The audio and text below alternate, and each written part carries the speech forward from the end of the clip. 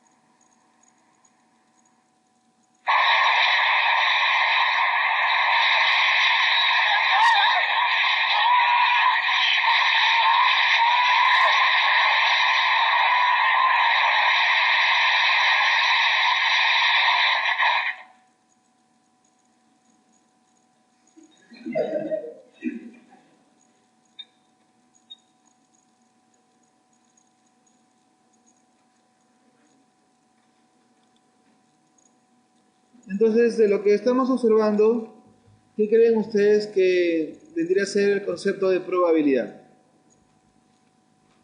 ¿Qué es una probabilidad?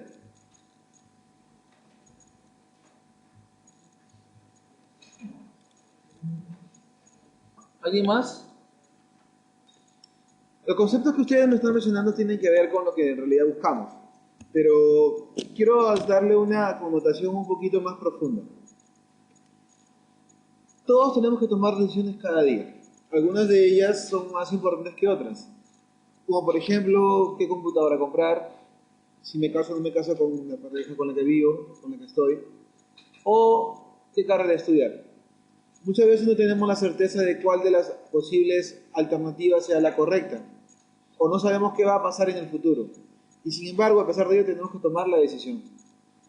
La idea es que podamos tener una medición de esa incertidumbre y de cuánta certidumbre tenemos de que pueda ocurrir un resultado. En la medida en que yo pueda tener una medición de esos posibles resultados y en base a ellos poder decidir, correcto, de una mejor forma, esperamos tener mejores respuestas, ¿no es cierto? Entonces la idea de una probabilidad, más allá del tema netamente numérico que aprendimos en primaria, yo quiero que ustedes la lleven y la comprendan como una medición que me permite tomar una decisión esperando muchos mejores resultados.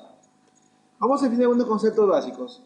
Cuando hacemos un experimento pueden haber básicamente dos, el aleatorio y el no aleatorio. La diferencia entre uno y otro es que el no aleatorio ya tiene predeterminado el resultado. En el aleatorio yo puedo conocer si hay 5 opciones, pero no sé cuál de las 5 va a ocurrir. Además, que se puede repetir n veces y esperamos que cada vez que lo hagamos se den en las mismas circunstancias. Todo experimento genera resultados. El conjunto de esos resultados se denomina el espacio muestral. ¿Qué es un evento? Es un subconjunto del espacio muestral. Por ejemplo, si supongamos que registra sus edades, ¿ok?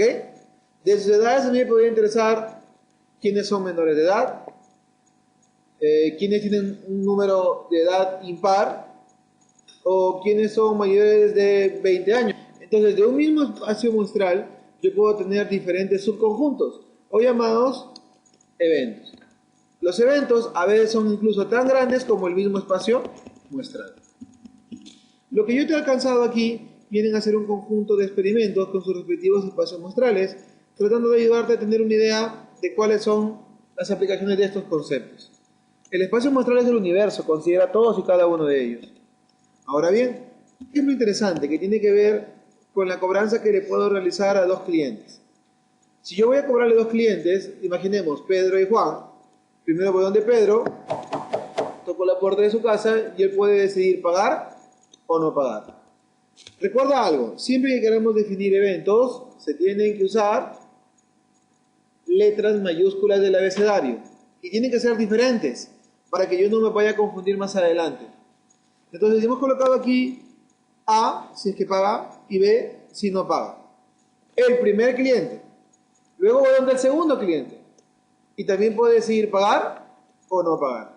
Si yo hago la combinación de estos cuatro posibles resultados, obtendríamos el espacio muestral que tenemos aquí. A ver, comencemos a revisar. Si me interesaran de este espacio muestral solamente el evento en el cual un cliente pagó, ¿cuál sería? De esos cuatro, ¿quiénes conformarían ese evento? Que uno pagó. AD y BC. Correcto. Segundo, si mi evento fuera analizar aquellos resultados en el que el primero pagó, serían, no importa qué hice el segundo, lo que tengo que fijarme es que el primero haya pagado. AC y AD, correcto. El tercero, que al menos uno haya pagado. Al menos uno quiere decir que pagaron uno o dos, ¿cierto? Uno o más. ¿Quiénes serían? AC, AD y BC. Y el cuarto, por ejemplo, se me ocurre que los dos pagaron. Solamente sería AC, correcto. Entonces aquí tenemos un ejemplo de lo que es espacio muestral y los diferentes eventos que podemos obtener de un mismo espacio muestral, muchachos. Depende de lo que a mí me interese. Muy bien. Entonces el concepto de probabilidad es lo que ustedes me mencionaban. Viene a ser un valor numérico que está entre 0 y 1 o entre 0 y 100 y me indica cuánta confianza puedo tener de que ese resultado ocurra. Por ejemplo, si yo postulo un trabajo y sé que la probabilidad de que lo obtenga es de 0.9, ¿cuál es mi riesgo? 0.10, ¿no es cierto? O 0.1. Porque yo tengo la medición de lo que va a ocurrir, sé.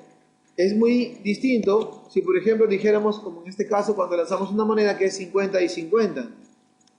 ¿Correcto? Bien. Yo te he colocado aquí algunos otros ejemplos, como los clásicos de sacar un as, ¿no? O de cuando lanzamos dos dados. En este caso de cuando lanzamos dos dados, resulta que cada uno puede tener datos del 1 al 6. Y si tenemos datos del 1 al 6, yo puedo graficarlo a través de un Excel o de un diagrama. Yo aquí lo hice a través de un diagrama. Te das cuenta de que tenemos del 1 al 6 en columna y del 1 al 6 en fila. Entonces, como lo que consideramos es la suma de las caras superiores de los dados, el mínimo puede ser... ¿Cuál es el mínimo? 2. ¿Y el máximo? 12. ¿Está bien? ¿Sí? ¿Han jugado Ludo alguna vez, chicos? ¿Sí? ¿Así no? Entonces puede ser de 2 al 12. ¿Cuántos resultados tenemos? ¿Cuántos resultados tenemos? ¿Cuántos resultados tenemos aquí? 36. ¿Pero de esos 36 resultados que están revisando? La suma de las caras. Como mínimo, ¿cuánto es la suma de las caras? 2. Como máximo, 12. Pregunta. De esos 36 resultados, ¿en cuántos de ellos obtuve como resultado 7? 6 de 36 me da 0.17, porque la suma es, ¿cuánto es? 1, 2, 3, 4, 5 y 6. De 36 resultados que son posibles cuando lanzamos dos dados, en 6 de ellos encontramos que era 7. Si yo te pregunto cuál es la moda, 7. La moda es 7, porque es lo que más se repite, lo más frecuente. ¿Correcto? Muy bien. Listo. A ver, hablemos sobre los enfoques de la probabilidad. Un enfoque viene a ser una visión, la forma en que yo analizo algo. Hemos encontrado que existen dos, la objetiva y la subjetiva. La probabilidad o el enfoque objetivo es aquel en el cual yo determino la probabilidad de que un hecho pueda ocurrir basado en un dato. En cambio, en el segundo caso, lo hago en base a lo que yo creo, a mi experiencia. Dentro de la objetiva tenemos la clásica y las frecuencias relativas. La clásica es la que yo otorgo cuando es la primera vez que tengo que enfrentarme a un hecho. Por ejemplo, si tú tienes que comprarte un auto y tienes tres marcas y no sabes de autos, tú ya que el mejor auto puede ser cualquiera de los tres. Entonces le daríamos un tercio a cada uno de ellos. A ver, señorita, si ustedes tienen, por ejemplo, 5 chicos para ir al baile, quieren llevar al que mejor baila, no puedo ser tolerada. ¿Cuál es la probabilidad de que cada uno sea el mejor bailarín? Un quinto. Es decir, 1 entre el número de opciones. Pero cuando yo ya tengo experiencia, lo que hago es hacer uso de esa experiencia para ver lo que va a pasar al futuro. Entonces, por ejemplo, si yo sé que en el pasado he dado 10 exámenes y de los 10 exámenes he aprobado 8, ¿cuál es la probabilidad de que vuelva a aprobar el examen? 8 de 10. Esto es lo que me están diciendo aquí. ¿Correcto? Esa es la de frecuencias relativas. En cambio, la subjetiva se olvida de los datos y se va a basar en ¿qué? La subjetiva, ¿en qué se va a basar? En mi corazoncito, en mis gustos, en mis deseos, en lo que por ahí yo puedo estar pensando que puede ocurrir. Entonces recuérdalo por favor, la probabilidad objetiva tiene dos, la clásica y la de frecuencias relativas. En cambio, la de subjetividad, ¿en qué se basa o se sustenta? En los gustos, en las experiencias, en los deseos de las personas, en cuánta información tiene una persona. Muy bien, ya sea cualquiera de los enfoques en los que nos encontremos, es importante entender lo que significan que los eventos sean mutuamente excluyentes y colectivamente exhaustivos. ¿Correcto? Mutuamente excluyentes y colectivamente exhaustivos. ¿Qué significa que sean mutuamente? Que dados dos resultados cualesquiera, no pueden ocurrir los dos al mismo tiempo. Por ejemplo, te pongo dos casos. Si nace un niño, ese niño, si sabemos que es hombre, ya no puede ser mujer, ¿verdad? Y si es mujer, ya no podría ser hombre. Entonces no hay intersección entre los dos posibles resultados. Estos dos, por ejemplo, son eventos mutuamente excluyentes. ¿Y acá se llegan siendo mutuamente excluyentes? No, porque pueden intersectarse. Y el segundo ejemplo que te pongo de lo mismo, a ver, yo cojo una persona sin mirar y digo, esta persona puede ser hombre o mujer. Pero por otro lado analizo si está embarazado o no. Puede ocurrir que sea hombre y esté embarazado, entonces esos dos eventos son mutuamente excluyentes. Pero si yo digo, puede ser que esa persona que he elegido sea mujer y esté embarazada, esos eventos no son mutuamente excluyentes. Segundo concepto, eventos colectivamente exhaustivos. ¿Cuándo decimos que los eventos son colectivamente exhaustivos? Cuando en mi análisis he considerado todos y cada uno de los posibles resultados. Por ejemplo, si tengo 5 postulantes a un trabajo, no puede ser que dentro de mis resultados solamente considere 4. Tienen que estar los 5. Eso significa que sea colectivamente exhaustivo. Muy bien. Bueno, acá hay un ejemplo donde tratamos de analizar si se cumplen o no. Obviamente si se cumplen los dos, es decir, que los eventos sean mutuamente excluyentes y colectivamente exhaustivos. Vamos ahora a analizar lo que son las reglas de la probabilidad. Y yo las he reducido a 3, que son el complemento, la adición y la multiplicación.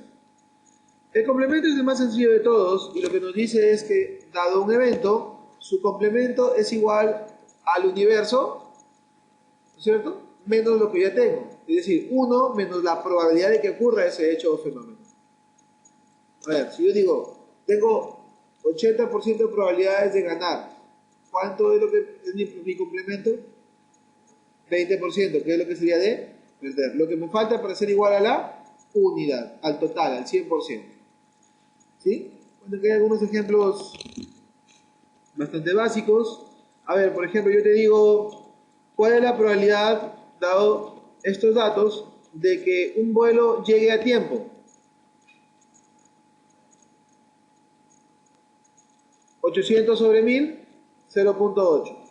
¿Cuál sería la probabilidad de que un vuelo no llegue a tiempo? El complemento, ¿verdad? Que sería 0.2. Correcto. Eso es. Ok, avancemos un poquito más y vamos a ver lo que es la regla de la adición. Bien, la regla de la adición, yo me doy cuenta que estoy en la regla de la adición porque lo que me pide encontrar es la probabilidad de que ocurra A o B. La O es símbolo de unión, ¿de acuerdo?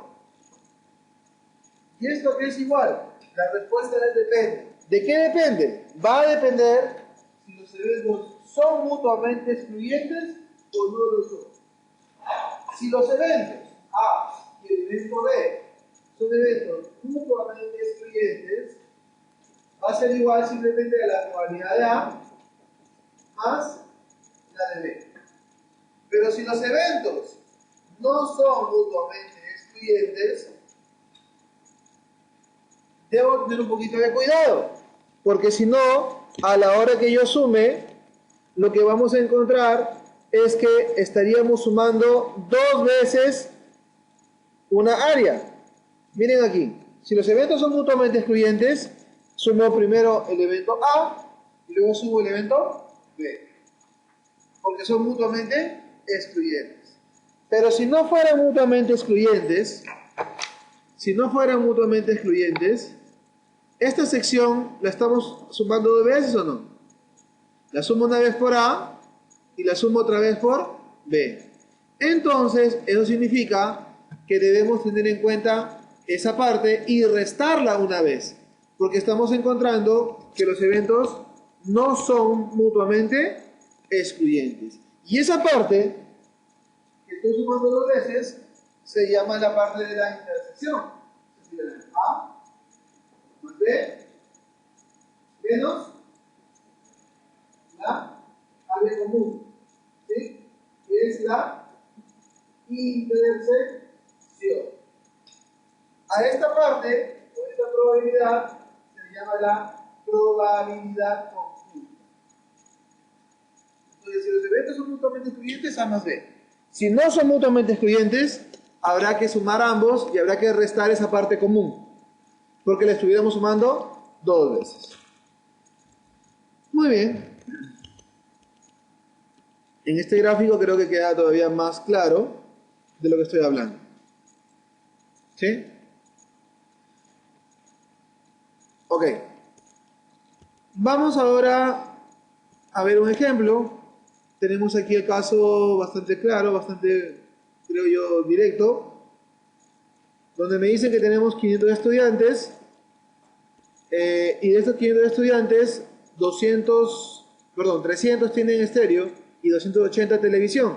Pero al mismo tiempo me dicen que hay 180 que tienen tanto estéreo como televisión. Si me piden encontrar la probabilidad de el primero o del segundo, o sea, A o B, yo diría sumar el primero más la suma del segundo y hay que restar la intersección. ¿Correcto? Y terminamos esta parte con lo que es la regla de la multiplicación. ¿Bien? Cuando nos corresponde hacer la regla de la multiplicación, de lo que debo de estar pendiente es si los eventos son o no son independientes. A ver, la multiplicación significa A y B. Es justamente lo que vimos hace un ratito. A y B. O A intersectado con B. ¿A qué va a ser igual? La respuesta es depende. Si los eventos son independientes o si son dependientes. Un ejemplo de independiente. La probabilidad de que un estudiante apruebe un curso. Por ejemplo, Juan, que su probabilidad sea 0.2. Y que María apruebe un curso. ¿La probabilidad de María depende de lo que haga Juan? No.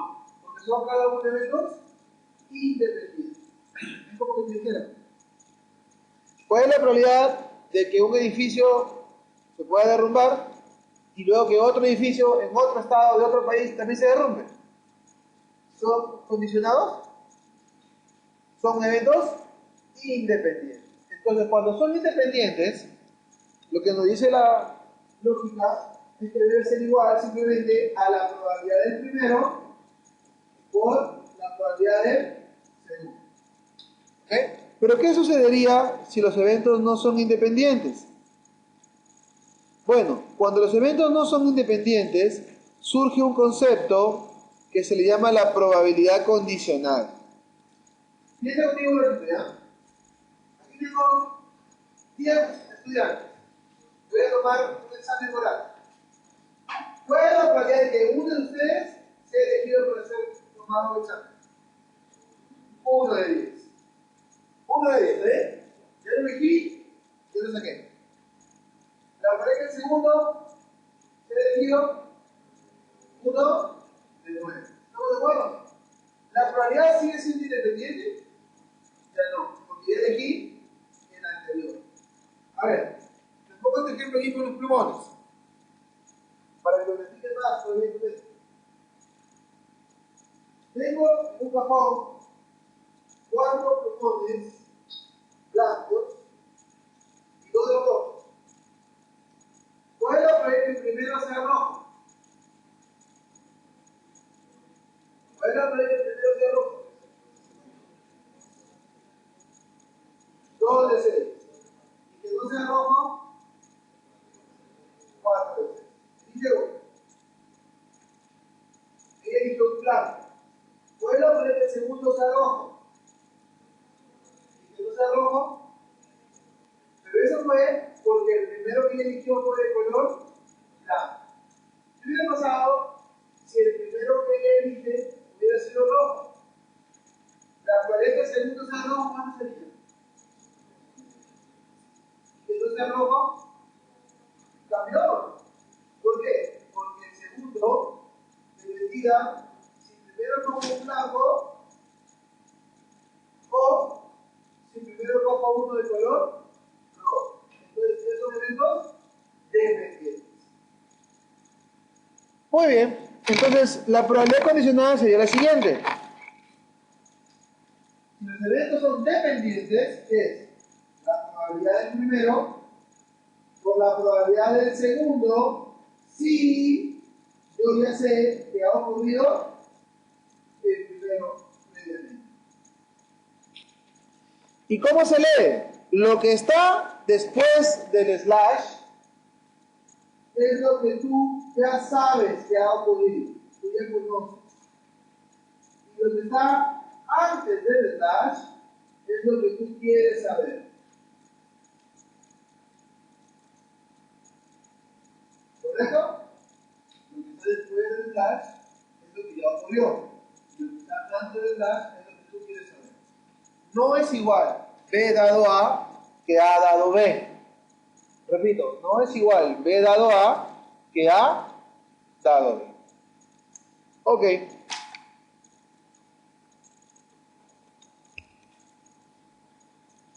Cuando tú tengas un caso como el que te voy a mostrar ahorita, lo primero que debes de hacer es usar letras del abecedario para poner a los eventos. Léelo, por favor. Cuando tenemos una tabla de contingencia, cuando te pongo a ti un caso o una situación a la que tengas que enfrentarte y tienes una tabla de contingencia, es decir, hay 900 personas en este caso y cada una ha sido categorizada bajo 2 características: género de la persona y el banco al cual ha acudido para pedir el préstamo. Entonces, de las 900 personas, yo tengo que 500 son hombres, 400 son mujeres, pero asimismo, las mismas 900, resultó que 280 estudiaban en el BCP, 220 en el Interbank, 130 en el Scotia y 270 en el Banco Financiero. Lo primero que debo de hacer es darle una letra a cada posible resultado, buscando que no se repitan. H hombre, M mujer, B BCP, I va a ser Interbank, S Scotia y F Banco Financiero. Listo. Entonces, vamos a practicar. La primera pregunta es, si se elige un cliente al azar, ¿cuál es la probabilidad que sea mujer y ahorren el BCP. Entonces, yo pregunto, ¿cómo escribiríamos esa pregunta en lenguaje estadístico?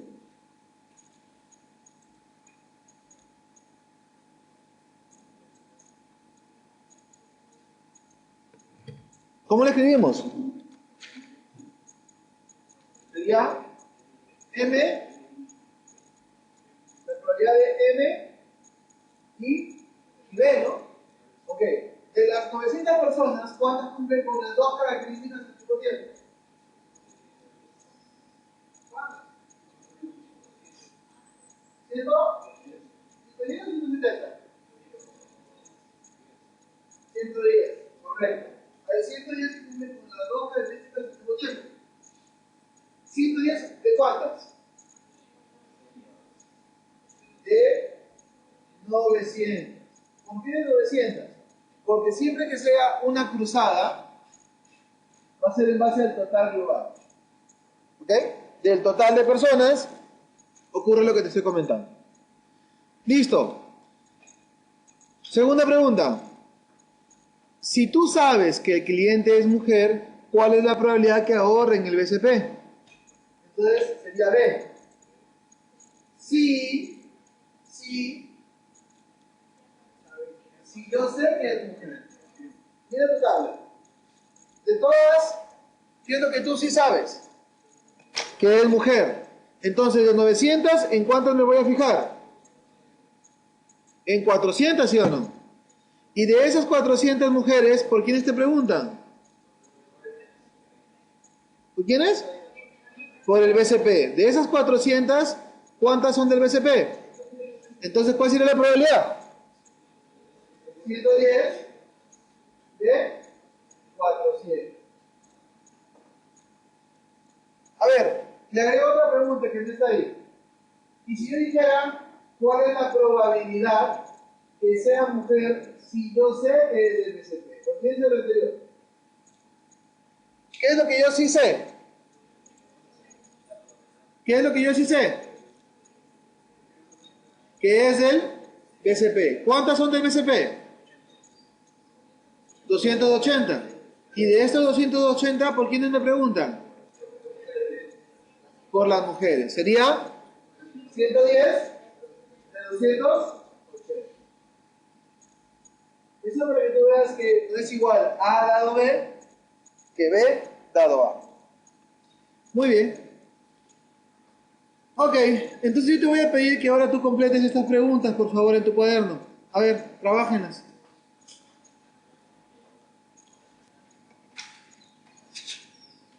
Vamos a trabajar.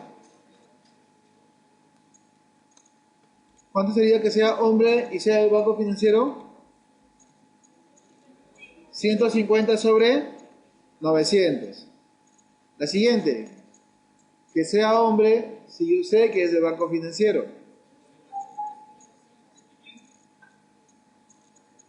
150 sobre 270.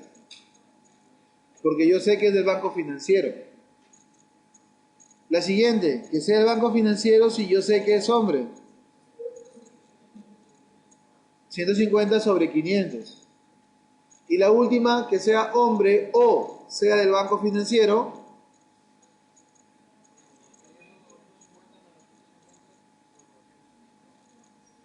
Ahí hay que aplicar la O. Lo que pasa aquí es que la O es unión. Y los eventos no son nombres de clientes. Porque pueden ser hombre y al mismo tiempo ser banco financiero.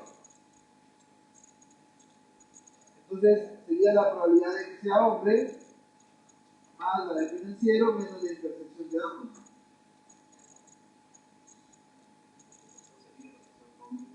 Hombre, 500 sobre 900. Financiero, 270 sobre 900. Y la intersección, 150 sobre 900. Ahí se restaba, se sumaba y se dividía entre 900 al final, ¿no? Muy bien. Vamos entonces a ver el teorema de Bayes. ¿Ok? En realidad, el diagrama del árbol nos ayuda a poder plantear escenarios. ¿Ok? A poder establecer qué pasaría si yo hago A o si hago B? Muy bien. Entonces, el diagrama del árbol se construye de izquierda a derecha. Se parte de un nodo global y se avanza hacia la mano derecha viendo qué va ocurriendo en cada uno de los casos. Vamos a ver que el teorema de Bayes tiene una fórmula. Vamos a empezar con un caso básico, que es, en este caso, yo he colocado un caso llamado Bacchus. ¿Qué es lo que nos dice este caso? La compañía Bacchus ha recibido varias quejas debido al bajo contenido de sus botellas, o sea, no están siendo bien llenadas. Una queja fue recibida hoy día y el gerente de producción no sabe identificar la fuente, Motupe, Pucallpa o Lima. Hablo de la fuente de la botella. Sin embargo, él sabe que de todo lo que produce Bacchus, el 55% lo produce Motupe, el 25% Pucallpa y el 20% Lima. A primera vista, yo diría que la probabilidad de que la botella provenga de Motupe es la más alta, ¿o no? Esa es una probabilidad a priori o inicial. Pero ¿qué pasaría si yo a esa información le agrego más información? Y analizando observo que a pesar de que Motupe tiene la mayor cantidad de producción, tiene la tasa más baja de defectos, solamente un 3%. Pucallpa tiene 5 y Lima tiene 4. Esa información te permite generar una probabilidad posterior, que se llama la probabilidad a posteriori, y que es una probabilidad más refinada porque tiene más información que la original. Muy bien. Entonces, como siempre, lo primero que tenemos que hacer es tener la capacidad de identificar cada experimento y de definirlo con eventos, con letras mayúsculas. Y lo segundo que vamos a hacer es vamos a utilizar este ejercicio para poder saber plantear las preguntas en lenguaje estadístico y darles respuestas usando el diagrama del árbol y también el teorema de Bayes. Entonces, lo primero que tenemos que hacer es definir los eventos, recuérdenlo. Muy bien, yo he colocado primero analizando la procedencia de la botella, Motupe, Pucallpa y Lima. Y lo segundo, analizando si la botella estuvo bien llenada o mal, B para buen estado y F para una botella fallada. Y lo que he hecho ha sido usar el diagrama del árbol, empezando de izquierda hacia la mano derecha. Cuando yo te pido a ti un diagrama del árbol, tiene que ser como esto, completo, bien hecho. Empezamos desde un nodo, yo digo, cuando analizo la fuente de la botella, puede ser de Motupe, de Pucallpa o de Lima. Una vez que yo he planteado estas tres alternativas, luego a cada rama le doy la probabilidad que le corresponde. Y se la doy graficando de manera correcta, probabilidad de Motupe, de Pucallpa o de Lima. Que quien venga a leer lo tenga claro. Ahora, veamos de Motupe. Si, olvídense lo de abajo. Si yo sé que es de Motupe, esa planta puede producir botellas que están falladas o en buen estado. Y la probabilidad de que sea fallada es del 3%. Por lo tanto, de que no esté fallada, 97. Le he sacado simplemente restando. Lo mismo para las otras dos. Pero mira cómo he escrito esto. La probabilidad de que sea una botella fallada, si yo sé que provenía de dónde, de Motupe. O como aquí, que es la probabilidad que la botella resulte ser buena si yo sé que venía de Motupe. Si vamos a la parte de abajo, pasa lo mismo. En el segundo caso es la probabilidad que venga de Pucallpa si sé que está fallada, ¿no? ¿Así es? Que venga de Pucallpa si yo sé que está fallada, ¿no? ¿Cómo es? Que sea una botella fallada si yo sé que proviene de Pucallpa. Así es. Y bueno, así lo he hecho para las demás. Y al final del árbol lo que tenemos son las conjuntas. Quiero que observes lo siguiente. Solamente sigue cada rama. La primera sería M y F. La segunda sería... Siguen las ramas. M y B. Y así la última sería... L y B.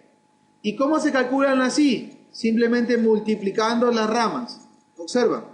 Yo solamente he multiplicado cada una de las ramas siguiendo su consecuencia y tenemos las probabilidades conjuntas, las I. ¿Cómo sé si está bien esto? Si yo sumo todas estas finales, debe darme 1. Si yo sumo todas estas probabilidades, debe darme 1. Otro consejo. Si acá tengo 3 ramas, la suma de estas 3 debe darme 1 o no. Y aquí, por ejemplo, si tengo 2 ramas que salen de este nodo, las dos deben sumar 1. Aquí igual y aquí igual. Muy bien. Empezamos entonces con las preguntas. La primera pregunta es, ¿cuál es la probabilidad que la botella fallada haya salido de la planta de Motupe? Necesito que todos participen, ¿ah? A ver, necesito que todos participen, ¿ah?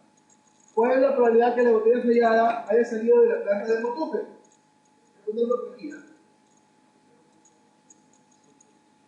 primero que tienes que aprender es escribir la pregunta.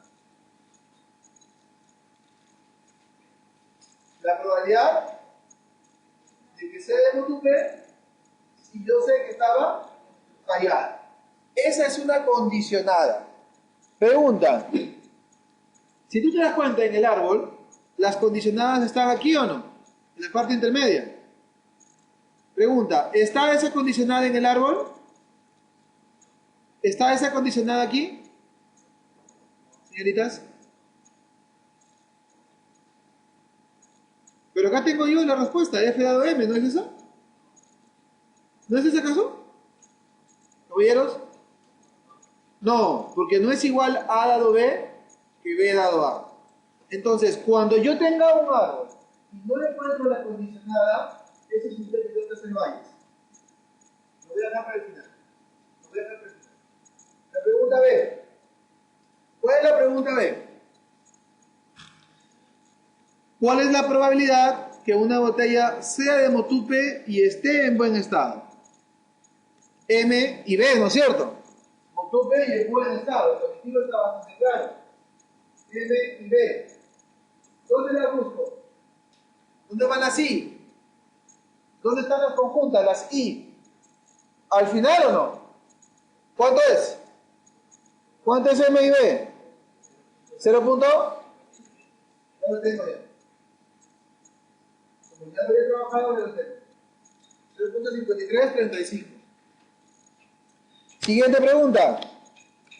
¿Cuál es la probabilidad que una botella esté en buen estado si yo sé que era de Motupe? ¿Cuál es la probabilidad que una botella esté en buen estado si yo sé que es de Motupe? ¿Qué es lo que yo sí sé? Que es de Motupe. Entonces, buen estado y lejano, ¿cierto? Es una condicionada. ¿Dónde ubicamos las condicionadas? En la parte intermedia. ¿Sí? Aquí, en las condicionadas. ¿Cuánto es? Ya lo tenemos. Es 0.97. Esa aparece el solito. Esa condicionada sí estaba. Estaba y es 0.97. Siguiente pregunta. ¿Cuál es la probabilidad que una botella esté fallada? ¿Cuál es la probabilidad que una botella esté fallada? Sería la probabilidad de F, ¿no? Porque de acuerdo a cómo he definido yo, F es fallada. A ver, usemos nuestra lógica, muchachos. No tengo la respuesta directamente, pero mi espacio muestral es la unión de todos los posibles resultados que están acá al final. O sea, ¿cuál es tu espacio muestral?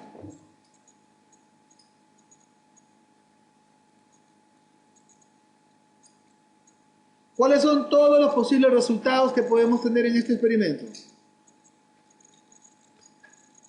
Son todas las combinaciones. ¿Se acuerdan del ejemplo de la persona que tenía que pagar? Había dos personas que le iba a cobrar su pensión.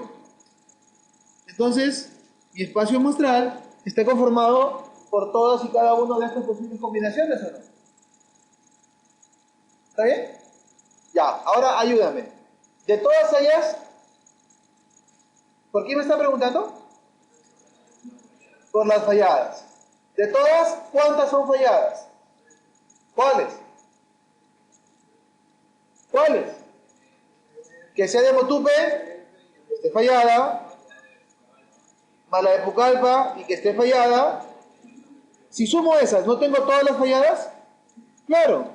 Entonces, la probabilidad de que esté fallada sería igual a la probabilidad de que sea de Motupe, que esté fallada, más la probabilidad sea de Pucallpa, esté fallada, más la probabilidad que sea de Lima y esté fallada. Sumen y díganme cuánto sería.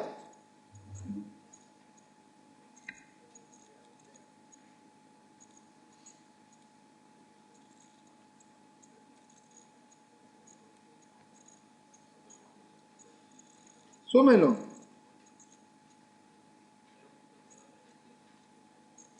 0.037.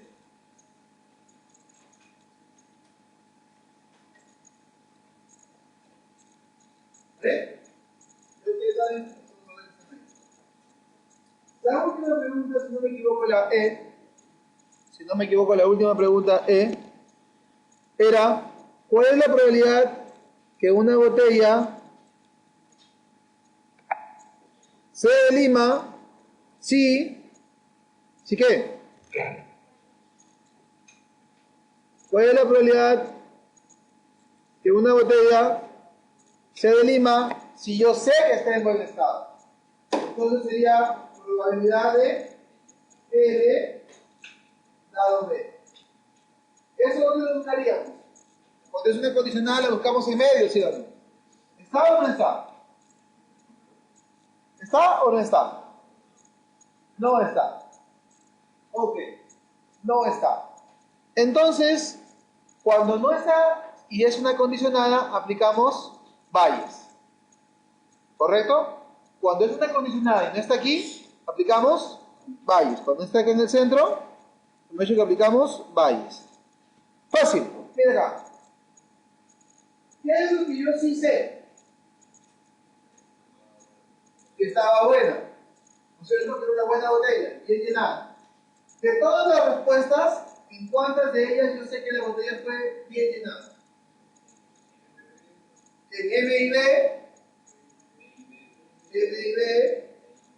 más las que eran de Pucallpa y estaban bien llenas, más las que eran de Lima estaban bien llenas. De estas tres, que son todas las buenas, ¿por quién te preguntan? Entonces las que te preguntan van arriba. Y eso es todo. Entonces, para la primera pregunta, ¿sigue algo parecido? Ya tengo esto acá, ¿no? Me falta poner solamente el número. Muy bien, señores. A hacer la práctica.